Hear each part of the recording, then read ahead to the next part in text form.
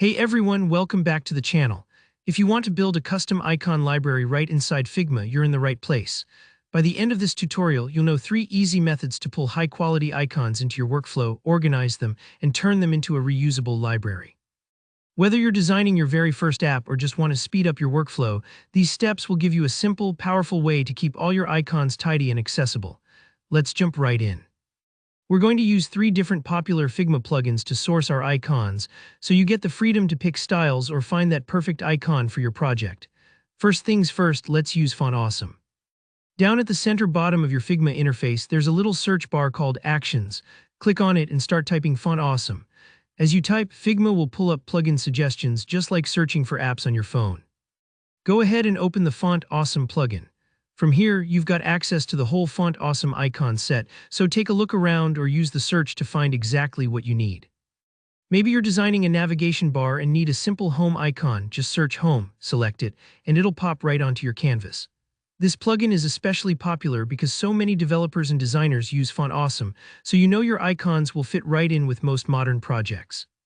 Now on to our second source, Icons 8. We'll repeat the process, head back to that Actions bar, but this time type in Icons 8. When you open it up, you'll notice it has a slightly different layout. Icons 8 gives you a huge selection and also lets you tweak icon styles if you want a bold or outline version. Go ahead and find the icon you need, maybe something like a search or user icon, select it, and drop it into your file. Don't stress if it takes a minute to find just the right one. There are a ton of choices. The third method is material symbols. This one is a favorite for anyone working on Google flavored or Android projects, but honestly the icons look great pretty much anywhere. Same process, open Actions, search material symbols, and launch the plugin. Scroll through, pick your icons, maybe you need a settings gear or a heart for favorites, and bring them in.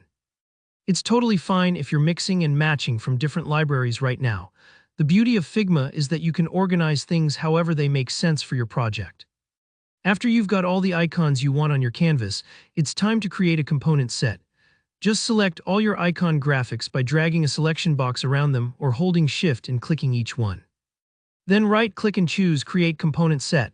What's happening here is you're not just grouping shapes, you're turning these icons into reusable smart components. This means you can swap out icons wherever you use them and keep everything easier to manage, just like changing one puzzle piece and watching the whole picture update. Now let's make your new icon set super accessible. Head over to the Assets panel on the left side of your Figma workspace. You'll see your shiny new component set right there. Simply drag it onto whatever frame you're working on. That's it, you now have a living, breathing icon library, ready to use and ready to share with teammates or across future projects. That's all there is to it. 3 plugins, a few quick selections, and you've got yourself a professional quality icon library in Figma. I hope this walkthrough made it easy and clear for you.